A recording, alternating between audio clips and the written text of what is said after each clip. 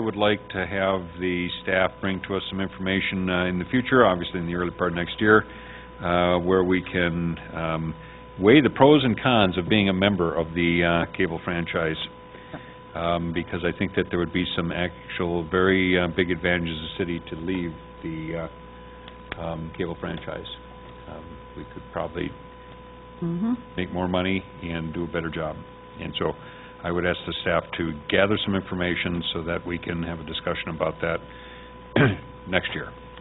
Maplewood is a big dog in that cable commission. At the cable commission level is that they take out a great deal of money through paying fees, and myself and several other people from the other other franchise members feel that we should be doing a better job getting more of that money back to our respective cities. They feel we should be doing a better job getting the money back to our respective cities when we set the budget. With her this past fall, late fall, is the issue of unresponsiveness on the part of the Cable Commission to complaints, and some pretty, I'll clean it up, sad excuses for local access programming.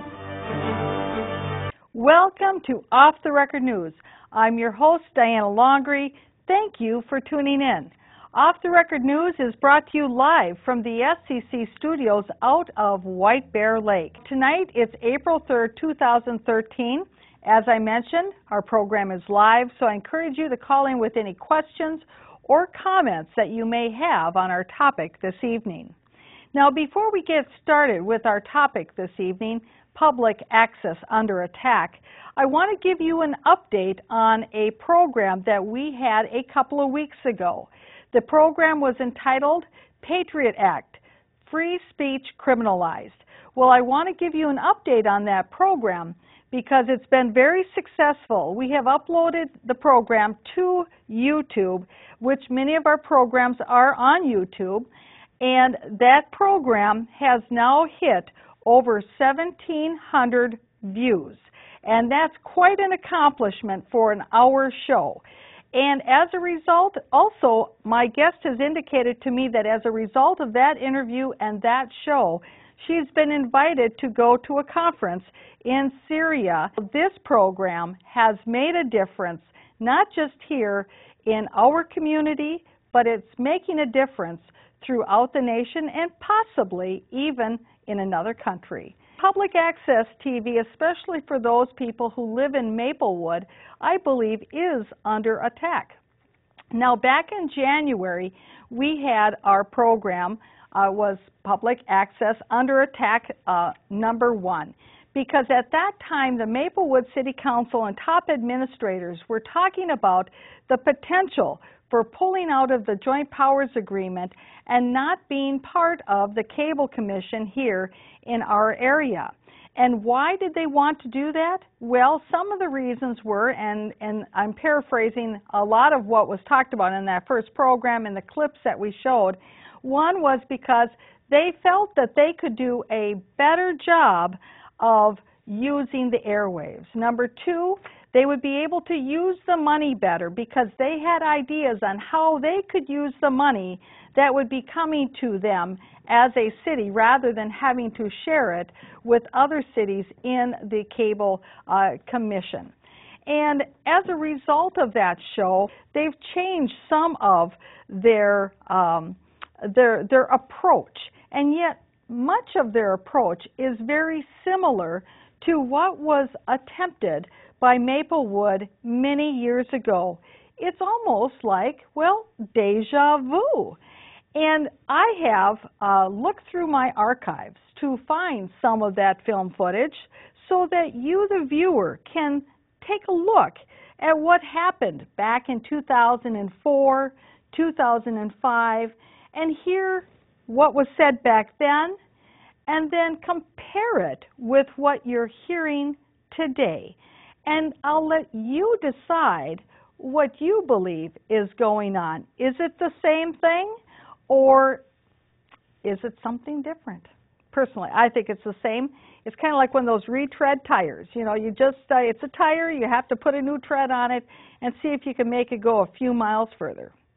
But let's get started first with setting this up, because you see, Maplewood just recently had a workshop to talk about this issue about their being in the Cable Commission. But they changed it a little bit in that now they're talking about, well, that there's some complaints that were filed and that they feel that their complaints are not being taken seriously enough. And so now they're backing off from what they originally said, that they were thinking that they just pull out because they can use the money and they could do a better job. Now they're backing it up a bit so that they can frame the issue a little bit differently and not be so bold about just simply withdrawing. They're trying to set the stage instead to say, well, because we weren't taken care of, well, then we will take our ball and play elsewhere. Now, our first few clips are from the workshop of March 25th, and this first clip is of the city manager, Mr. Antonin of Maplewood, of setting out the issue as he sees it. Let's take a look. As you may note, we have received several complaints on one particular program, and we followed through on that, and that, in my opinion, met with little success from the Cable Commission or perhaps our representative in resolving this matter. The question is simply not so much freedom of speech, but what are community standards for the use of public. How do you like that line? It's not about freedom of speech, it's about community standards. However, the mission of public access is grounded in the First Amendment right and free speech. That is part of the mission here at Public Access TV. But let's continue on and listen to the rest of what he has to say.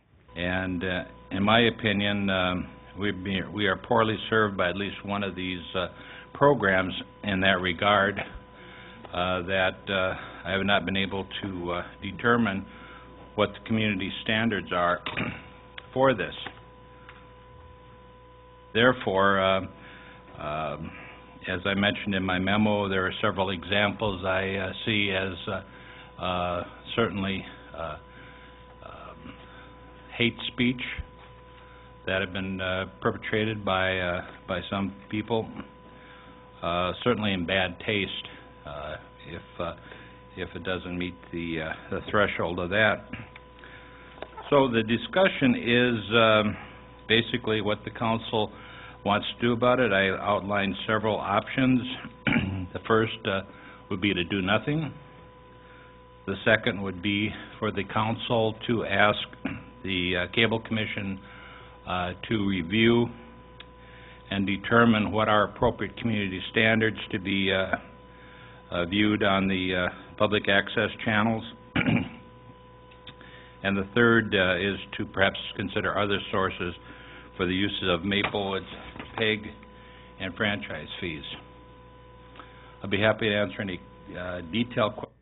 So you see, they did get it in there about, is there a different use that we can put those franchise and PEG fees to? Well, of course, later on in the program, you'll hear what the big idea is that Maplewood has, and they kind of slip it in. But we'll leave that to a little bit later in the program. But you heard how he was talking about community standards. Now, if you take a look, and I'm not an intellectual property attorney, so I don't know all the details of what is defined as hate speech or what is defined as community standards, but I do know that there are U.S. Supreme Court cases on all of these aspects of speech. Now, there is also another type of speech that's called fighting words, which is something that is not protected under the Constitution, but again, it's very specifically defined. It's not just words that are thrown out there to sound like you know what you're talking about. And when you're talking about community standards, from the little research that I've done, there are some very specific cases, especially from 1973, and I believe it's the Miller versus California case, that is mostly about, when they talk about community standards, they're mostly talking about obscenity and profanity, and whether or not that that's the, you know, the community standard of how maybe somebody uses various words in their community. And or whether or not maybe it might even have to do with obscenity such as nudity and other kinds of pornographic activity. Now, none of that is anything that's been complained about here at SCC on these channels, not that I'm aware of, because Mr. Antonin did include the one complaint that was made to the SCC studios here, and that complaint contained none of those issues. It didn't talk about there being nudity, profanity, swearing, none of that. And but he also doesn't talk about specifics as to what it was that is complained about, nor did he show, from what I can understand, did he show snippets of that show that was complained about to be able to identify to the council members exactly what the offending content was. Now, I think it would be important for him to have done that before this meeting for the council to even have a meaningful discussion on this topic. Why? Because it's my understanding, Miss Kathy Juniman, that she does not have cable access, because for years she has proudly proclaimed that she doesn't have email access other than the one that she has at City Hall, that the city staff people, they print it out for her, but that she doesn't have cable. Now, maybe that has changed, and maybe she does have access now to public access TV, but it was my understanding that in the past she has not.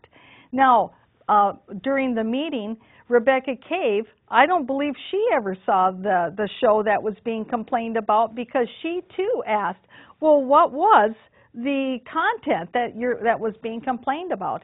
And I do think, though, that perhaps Marv Copen had seen the program, because I think he's the one who actually complained to City Manager Antonin, and then City Manager Antonin, rather than him actually filling out a complaint form, he had our Maplewood Commissioner fill out the form for him. See, and that's typically not really the way it would work. The way it would work is that the person who has the complaint would get the form online, and then they specifically fill out that complaint because they have that personal knowledge. And then they bring it forward, and then it is reviewed. Now, I understand that we do have a caller on the line. Caller, thank you for calling in. We have a lot of video that we're going to get to as well. Mayor Longley, thank you very much for being such a freedom fighter for free speech. You're a real patriot to be such a fighting for free speech, so people can have the opinion. Am I correct that when Mr. Antonin, city manager of Maplewood, makes charges that somebody is violating community standards, is it essentially that he doesn't like the opinion they share on some of the ways that he's operating the Maplewood government? And the other question I have, it sounds like you can make anonymous complaints to the Cable Commission or to the city manager of Maplewood.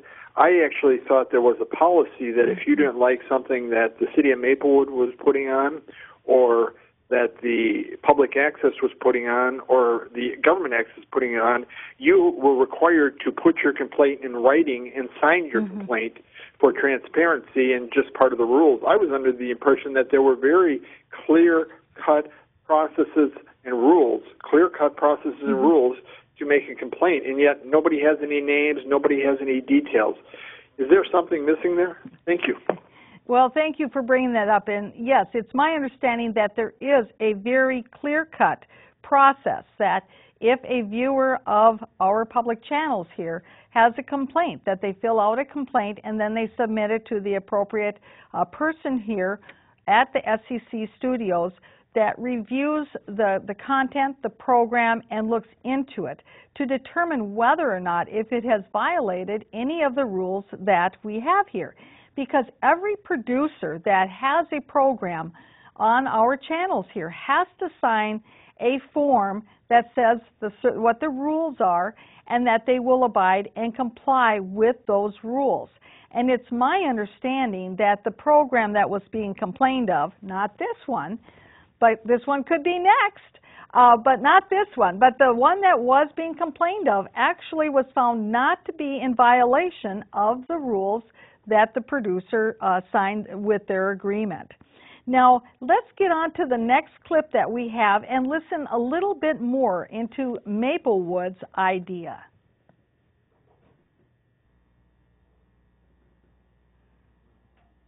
But I don't know, are we taking this as, unfortunately, hearsay, that it was said without viewing a copy of it? Or did we view a copy? Did you see a copy of it? I did see a copy of it because there have been more than several complaints made to me over the past few years in regard to this, and so I have been viewing this one particular program, and that's where I indicated, I believe, that more than several complaints, but he doesn't say whether or not if they're all coming from the same person. Now, saying it that way, more than several complaints, makes it sound like, well, implies that there's many people who have complained. And yet, further on in the workshop, somebody says, well, there's really only about 10 people probably watching that show anyway. Well, then that would mean all 10 people, maybe all 10 people complained. I don't think that that's practical. I think that's disingenuous. But there is, as the caller indicated, it doesn't seem like there's any specifics, because later on a citizen did go up after the workshop and ask for copies of all the complaints, and they were told basically that, well, you know what, they can't have copies of those complaints because that's all private. So let's continue on. That community standards are not being met, and it appears that community standards, there are no community standards for public access. I do know that if somebody brings in a glass of water or a can of pop to the control room, that they can be disciplined, but yet you can call people names, deface pictures, have whatnot, and there apparently are no remediation of that type of conduct. Mm-hmm.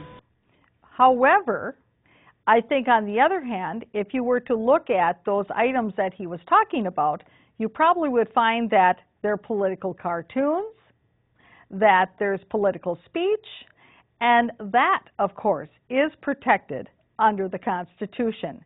So it's all in the way that you use your words and how you frame the issue. And I find it fascinating that he talks about the fact that one cannot bring any water or beverages into the control room. You could get disciplined for that. However, the entire part of the rule is that if you do bring your beverages into the control room, you have to leave them in the basket by the door, and as long as your beverage is in the basket by the door, you're okay. So you see, there is more to that rule. So let's continue on.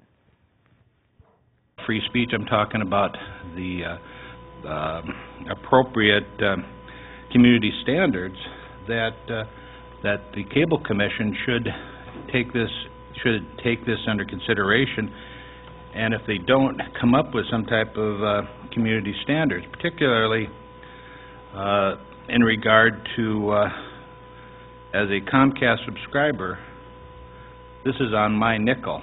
Well, I know that there's a, if you don't want to watch the programming, you just turn off the channel or you turn it to another channel.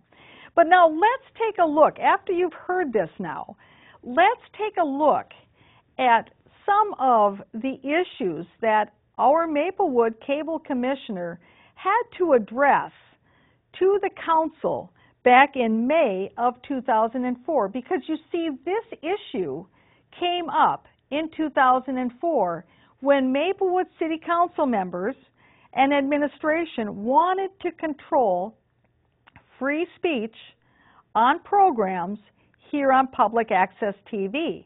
So they were putting pressure on the Cable Commission to change their policies, and in doing so, of course, they made our Cable Commissioner the person who had to be the go-between between the City Council, who had an agenda, and the Cable Commission, which had their commitment to free speech. So let's listen to some of these clips. I've got about 4 clips from 2004. Let's take a look at this first one. Our Cable Commissioner from Maplewood is Kim Facile. She was back then in 2004. She is today. So she has a wealth of history in understanding and knowing exactly what the Cable Commission, what their mission is, and also what the antics of Maplewood has been in the past.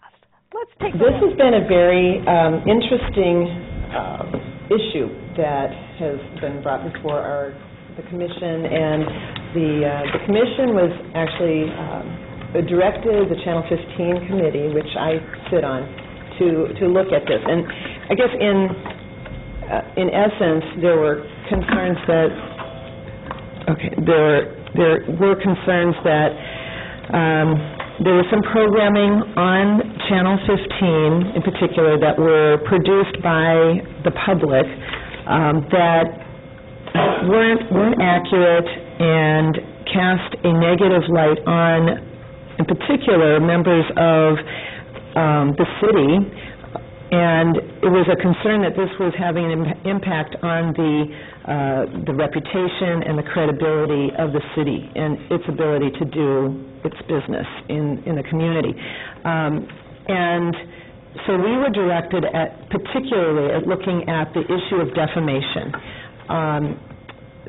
And so in our committee meetings, which started in probably November, we talked about some of the various ways that defamation could be addressed. What was it? First of all, we needed to understand what is defamation, and because that was the actual wording that we were asked to look into. And defamation is a very legal term, and it has some very specific a bar of proof, and especially if it has to do with public officials or city employees. What do you have to prove? One was malice, one was that it was on its face untrue, and one that needed to be proved is that it affected the person's reputation and their ability to continue doing their job. And it has been well tested in the courts that there are particular hurdles that need to be proven before you can say defamation has occurred. So there is the framework of which the Cable Commission and the Channel 15 Committee had to look at the issue that was brought to the Cable Commission by the City of Maplewood. Now, the council members on the council at that time included Kathy Juneman, who happens to be on the council now, Marv Copen, who happens to be on the council now, Bob Cardinal, he too happens to be on the council now. Let's see here. Gee whiz. Will Rosbach, he's on the council now and back in 2004. You know, it's amazing. The only council member who's not on the council now, that was on the council back in 2004, is Jackie Monahan Junick. So you see, you've got 4 council members that have been through all of this before.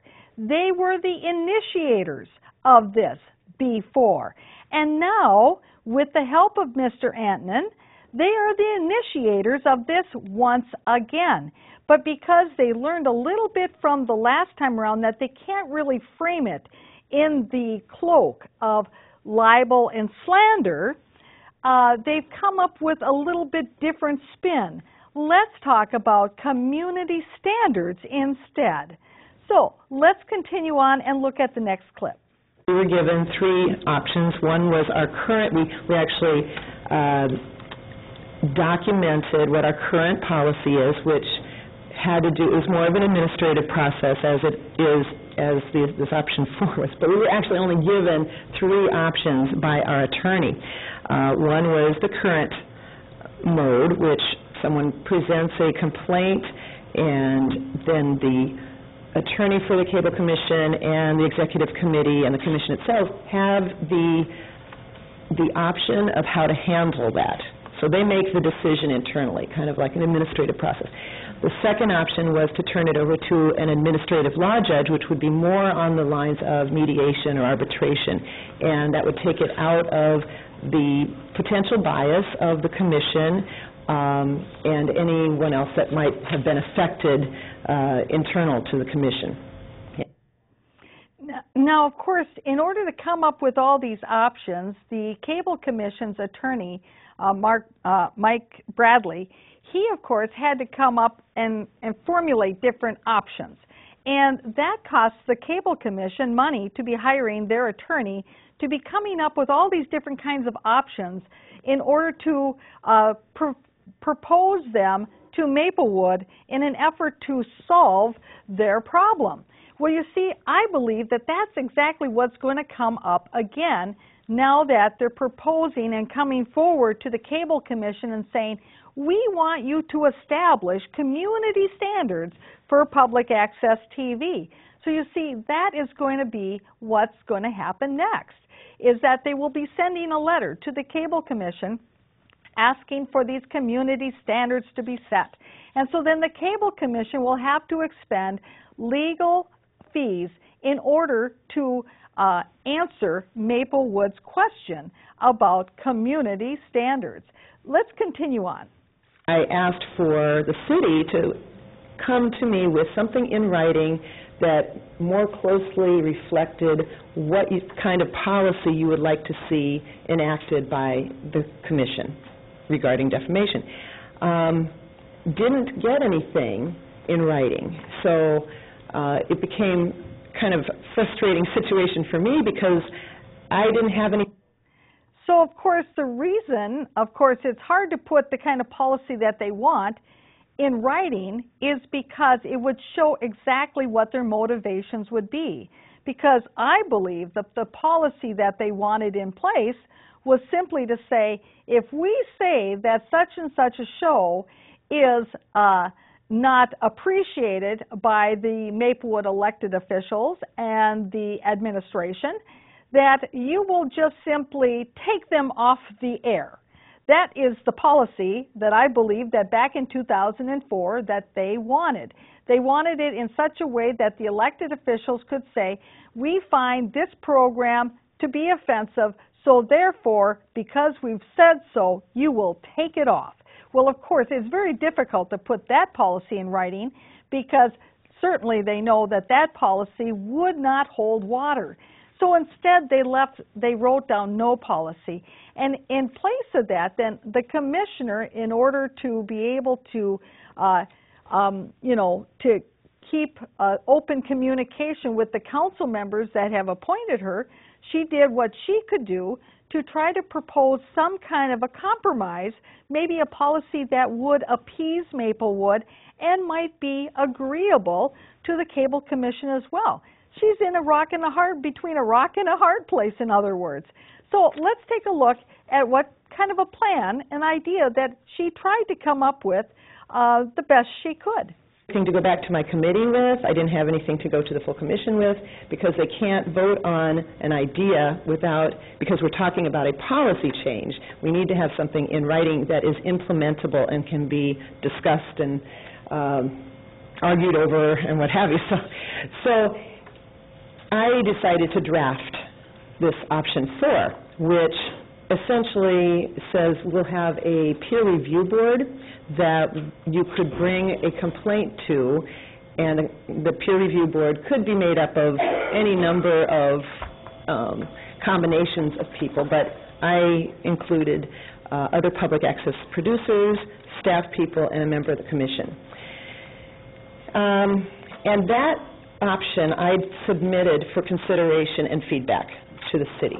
So I hadn't actually gotten anything in writing other than an email saying this meets the, this is an acceptable alternative. But, and so based on that, after the next commission meeting in January, we sat down with the attorney and we talked over some of the potential issues. Since it hadn't really been brought before the committee, it hadn't really been discussed in any length because I needed some feedback from the city, we finally did talk about it. And there were a lot of issues that surfaced in that conversation. One of them was I guess the potential liability of the members that would be on an ad hoc committee like that. Would a public access producer want to take on that responsibility of making a determination that someone has committed a defamatory act? Are they trained enough to be able to make that determination? And that was a big issue. And so, you know, after that, I did bring it up again at the next committee meeting, which was about 2 weeks ago. And the committee has changed since January 1, and we have new members, and it represents nearly half of the member cities of the franchise. So I got a pretty good feel for the attitude of the other cities about this particular option. And even as city council people, which in a couple of cases they sit on other city councils in our franchise, they did not feel that they had enough legal background to be able to make a ruling on something that is essentially a legal issue. Essentially a legal issue. Now, it's my understanding that Mr. Antonin, at a previous city where he was city manager, this issue about being unhappy about what was being expressed on public access TV came up there as well, and that they formed some kind of little advisory peer group, review group of some sort, and that after he left being city manager of that city, that committee or group was actually dissolved and went away. It was only created because Mr. Antonin needed to have it created, and once he left that community, the little committee, well, it dissolved. And so is that something that they're looking to try to bring here to SCC, to Maplewood, to look at ways to squelch free speech? I don't know. It certainly looks to me, though, like they want to determine what the community standards are by their ruler. Let's continue on. Questions about option 4. The liability of the members is one, and then the extent to which there would be legal advice and what would be the role of the commission attorney in a hearing like that. Based on conversations, it sounds like the attorney would have to be there, if not presiding, or he would at least have to be advising how the motions and the hearing is proceeding. So it doesn't represent a $0 cost to the commission, because of course we pay him by the hour, and something like this is an open-ended issue. And the question is, along with options 1 and 2, there was discovery, there was, which, you know, you have to pull the evidence, and I guess the question is, if it's defamation, then it's defamation, and we have to go through all of the processes to determine that defamation has occurred. If it's defamation, it's a legal process. Why would the Cable Commission reestablish a legal process when the legal process that is available to somebody who feels that they've been wronged is indeed the district court. But you heard how the Cable Commission would have to expend all kinds of time, money, and energy to be able to afford due process and legal process to those particular producers that were under attack. Now, why create this? Well, in my mind, I see it's a way to shift the financial burden of talking about and going after somebody who you feel has wronged you.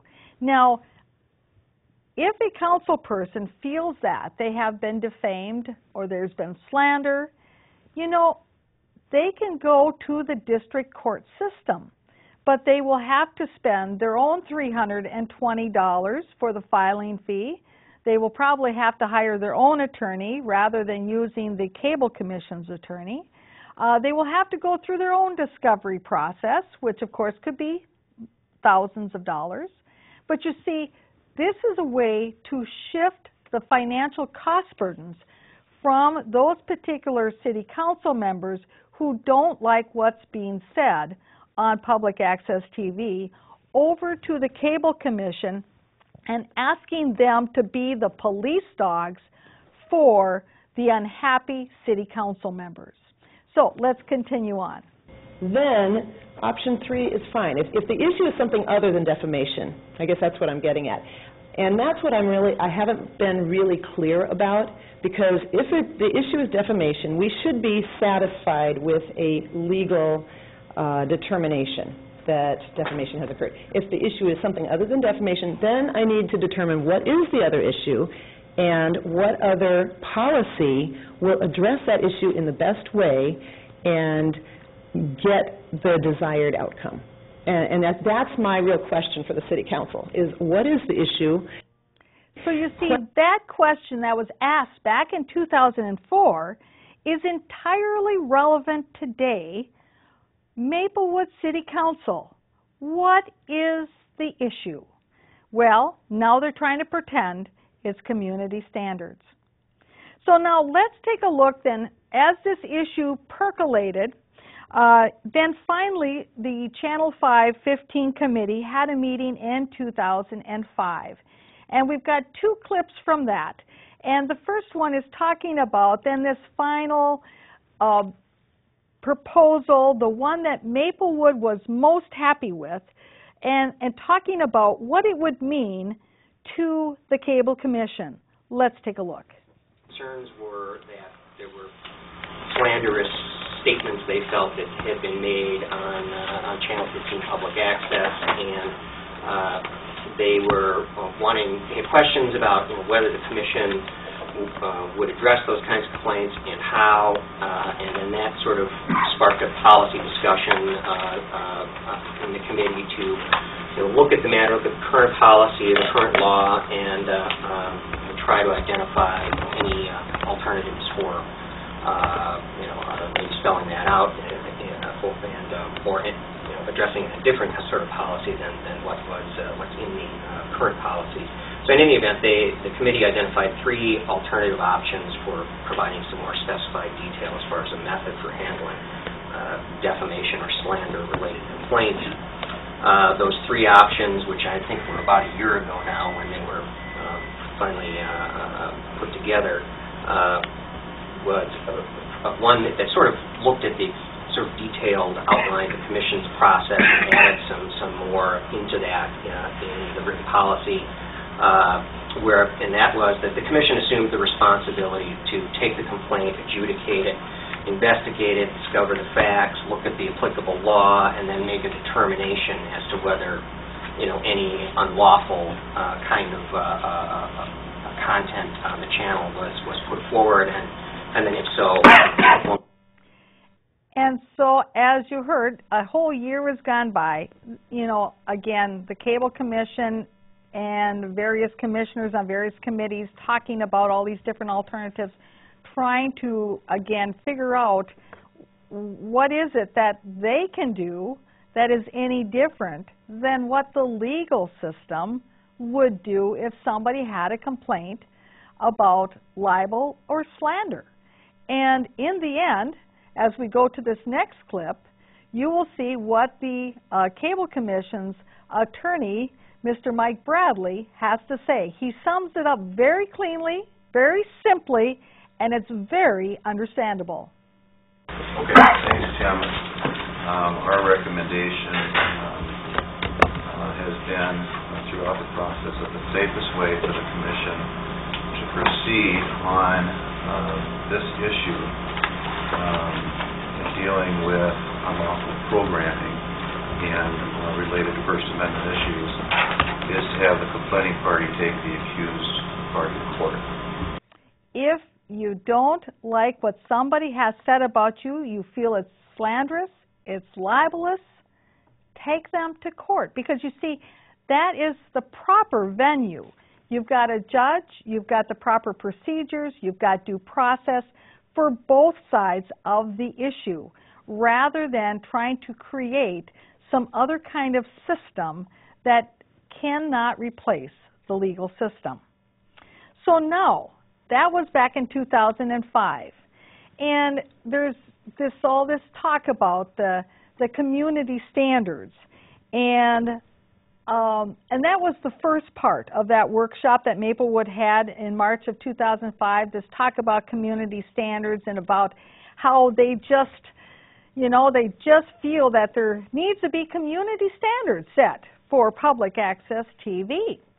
Well, the second half of the workshop then, they move on to that next issue as to are they using their community access channel that they have, channel 16, are they using it as fully as they should? And are there other avenues in which they can use channel 16 and communication to the citizens through channel 16? But then this also then morphs into something different, to say that there's really so much they could do that really they're only the staff of Maplewood, and that quite frankly, they need somebody else to help them get their message out. Well, that's going to take money. So let's take a look at this next clip. This is from the workshop, as I mentioned, of the Maplewood City Council of March 25th, 2013, only a mere 8 years after the 2005 attempt to change the policies of the Cable Commission. I don't think they have a very large staff on GTN. I think there's 3 or 4 people, and so it's probably limited to the amount of time. I don't know if, Michael, if you have any sense of how much excess time they have, because I really don't, I don't think it's a large amount. This time that we have on 16? Is that No, that they would have to produce, to do the film, all that kind of stuff. Okay. I don't off the top of my head. I do know that each time that we've met with them, they're very willing to help us. They're very more than willing, and generally, like we spoke about in the retreat, it's come to us some ideas, and we will help facilitate the technical side, the taping of it, and some of the production of it. That being said as well, I think all staff heard loud and clear from the retreat that communication and community outreach into the citizens of Maplewood is a high priority, and so we've met in staff. I know Mr. Antonin has mentioned it to staff that communication, let's use some of these avenues better. Our website, email notifications, Councilmember Cardinal had brought up. All of these things are on our radar now, whereas I think they've been bumped up in priority, if I may say so.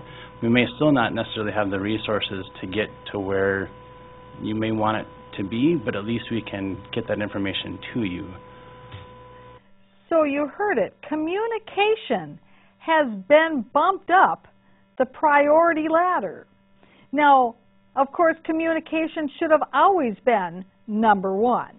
But you'll hear how they keep referring to the retreat and talking about what happened at the recent retreat a month or so back as to the foundation for proposing their next step, when in reality, that's not entirely what happened at the retreat.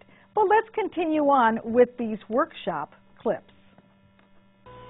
Chuck? Mayor, Council, if I might just echo on what Michael just said, that discussion, we've started that, and I think two different areas. I think the Cable Commission is saying they have some more capacity for producing, but really what we need is staff, and what we heard, as Michael said it very well, loud and clear from you as a council, we need to have a communications department or a communications director or coordinator or someone on staff who starts taking the lead and coordinates that, because...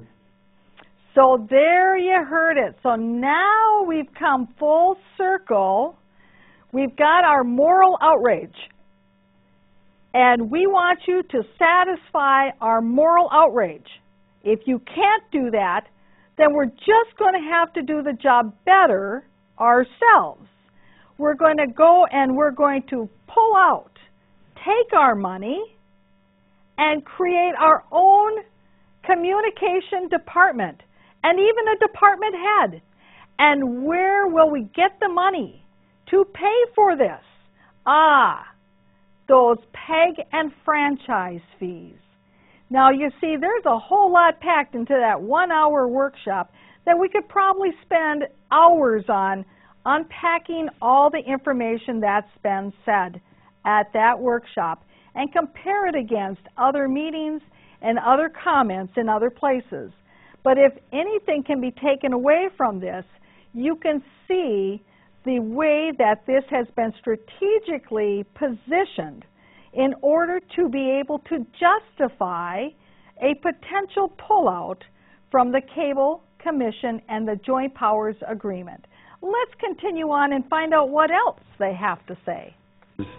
We all get very busy, and whether, Michael's taken the lead and done a few things on, public safety announcements for, where does the sewage go, those types of things, or his 36 project, or Gail did some on the budget, but we need to do much more of that. And so I think Karen has stepped up and volunteered to start leading that, and we need to decide from a staff standpoint, how do we do that? Where do we make that as a priority, and how best do we do it? Do we bump it up and really make it a department head level to have, quote, communications? Well, maybe we do need to add that into a department head level so that you as a council get a feeling that we're telling our story. We're the people of the city hear about things that are going on in the city, not just, watch the council meetings and you find out what's going on. No, there's a lot of other things that go on, and, how many police officers, or, your ideas about rec programs, or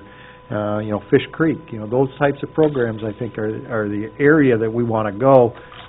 Your highlighting of it and the retreat just reaffirmed that that's where we need to go. And so I think we're in the process of kind of revamping what we do, and everybody's making it a much higher priority, shifting it around. And then, Michael Thompson can talk about public works things. Michael Folds can talk about the IT, Dewey in the parks. Everybody, we need to do that, and I think you'll see a big change 6 months from now over what we've done in the past. So there you go. They want to have Maplewood TV according to the government. Now, in some circles, that's called propaganda. Now don't get me wrong. I'm not saying that we shouldn't have Channel 16, because Channel 16 is the channel, the dedicated channel that Maplewood has for all of their governmental programming, whether or not it's the replay of the city council meetings, the commission, and the board meetings, but it's also the channel that they have where they can put on all these other different programs that they're talking about. But what does it really mean then that they want to put more effort into having that channel when they already have that channel? Well, you see, if they indeed do what they're thinking in the back room, which is pulling out of the Joint Powers Agreement and out of the Cable Commission, it's my understanding that if they do that, they have no obligation to keep a public access channel such as Channel 15, the Citizens Channel, alive. And that way, then they don't have to worry about public access citizen TV at all. Now, let's take a look, though, at what they did discuss at that retreat, because it certainly sounded very affirmative that the council gave direction at that retreat that they wanted the staff members to do all this communication, to use this media as the method to communicate and to do it at all costs. Well, what really came out at that retreat is that only about 55% of the households in Maplewood even have cable TV. Only 55%. So let's listen to a clip from the retreat. Well, that sounds like about half, 55%. You know, unless you sign up for the universal service, which isn't, there's not very many that do. There are some, but you know, that's so 50% of our revenue, unless you do the programming online, which is good. When we talk about these PSAs and these short little snippets, we're trying to produce smaller, more specific topic segments. And so then we can, when we come into winter, we can host a 30-second video on, winter parking rules to all of these different outlets. We can put it out on Scenes, we can put it out on Facebook, we can put it on Twitter, so all these different avenues, and not necessarily have it surrounded around just Channel 16. We create it once, we can use it on all these different outlets, and that kind of steps away from that 30-minute, hour-long program, if you will. Not that there's, that they can certainly... Now that speaking is Michael Folds. He is our IT director in charge of the IT department at Maplewood. And for most people, they equate the IT department with the audio-visual department, the computer department, those guys who are the techie guys who know how to do all of this stuff. Well, of course, here at Public Access TV, all of us volunteers, in order to get that same level of skill and expertise, we take the little training courses here at SCC for $10 a shot, and we learn what we need to learn, and we're all volunteers.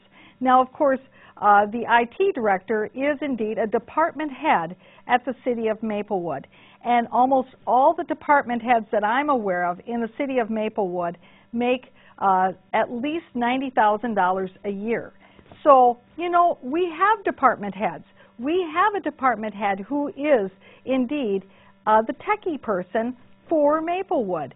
And he certainly sounds like he knows how to coordinate those kinds of PSAs that can be done in coordination with the GTN staff and be able to make those PSAs and then be able to use them on Facebook, on Twitter, and to do all these different kinds of things. He has that knowledge and that expertise already. Why would Maplewood need to have an additional department head to do his job? I don't see it. But let's continue on. As well, I'm sure there's some good topics. But that as it relates to social media, and even finding time within our channel, that's a priority from the council. We can certainly incorporate those more into the replays. But right now, it's primarily used for replays to city meetings. And how would you, we have things you could focus on, and even the little website, there are things the community center could do, but who's going to organize this, who's going to make sure it gets done, who's going to get the people plugged in. I mean, this is why I said to Kim, it's a wonderful thing to be there, but we can't pretend that it's just going to magically create itself. And so we've talked about it numerous times with staff, and because we mentioned it last year at this retreat, and so all of, I think, the management team feels that it is important. And while we probably can't justify as much time to it as we'd like, it is important that we need to justify time to it. And so that's why we've taken the steps. Michael Thompson and the Public Works Department has done really good ones recently. We're meeting, like I said, tomorrow morning with many of the people here to come up with, we know you can use 30, 40 of them, pick two. And let's just start somewhere and start to build this catalog that we can then use in the future. And I would like to see the community hearing on that because, the equipment, and you're right, people want little pieces, and so how to get that put together and get it out there. Sure. think Michael's done a good job of kind of the synopsis of what we as staff have talked about recently. This is evolving. I mean, just like the information. Well, your comment about people getting the information from a newsletter. We talked about that, and Karen's going to take the lead on being, in effect, our editor. I mean, that's not in her job description, but she literally is going to go out and make sure that our newsletter has news about what's going on in Maplewood. I mean, what's the biggest issue that you as a council came today and asked Dave Quam to talk about? It's the murder. That's not something we normally would have put in our newsletter, but really talk about our residents, what are they asking about? And so that's really where we're evolving as staff, and what Karen, I don't know, you want to talk about some of her ideas, but she's going to, rather than go and do the don't park here, don't park there, we're going to do some information articles and make sure that our newsletter's there, but then, as Michael said, well, it's got to transition to the other 50% that might get it, information, on a digital update on their smartphone, or whatever. And so it's evolving, and I think we as staff here, the number one item, that's really, we got to tell our story. Great job. The city's running well. Tell our story. Do we have a Facebook page? Absolutely. Do we have a couple? Okay. So, and I want to make sure that we have a chance to get to the last clip, but I just want to say, in listening to all this conversation, it almost sounds like Maplewood is a brand new city, that they really have never had a newsletter or a Maplewood Monthly and that they just started to have it. And so, I don't know how this can even possibly be, but let's continue on. Let's take a look at this last clip. We have only about 2 minutes left. All right, one more thing. What do you think the theme of this day has been? What's the overriding theme? Anybody want to? Kumbaya. Kumbaya. Oh, man. I could. I think what I heard a lot of in a robust discussion on communications in a whole lot of different ways. City to residents, residents to city, either staff to council, council to staff, council to council. Seems like a lot of things talking about communication. Communications, public relations, technology using communication. Tell the story. Relationships, communicating with each other, communicating between staff and council, communicating with other communities, right? I think that was kind of, so you're going to end up interactive if you haven't. Public relations. You heard that very clearly. And what better way to work on your public relations than to get another department head to be in charge of your communications. So I hope you found some of this interesting, and I do believe that we all need to come together to make sure that public access is not under attack. That if Maplewood does pull out from the Cable Commission and the Joint Powers Agreement, that will have a detrimental effect on all the other communities that are part of the Joint Powers Agreement, and that's not right. Maplewood is putting themselves first rather than together we can. So with that, I want to thank you very much for watching this episode of Off the Record News.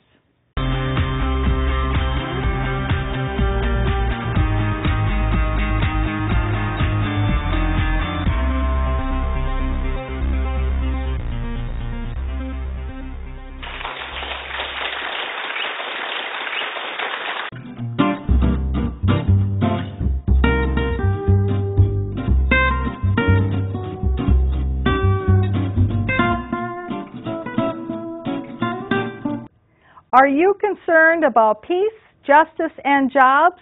So am I. I'm Diana Longry, and I invite you to join me, Washington at Work.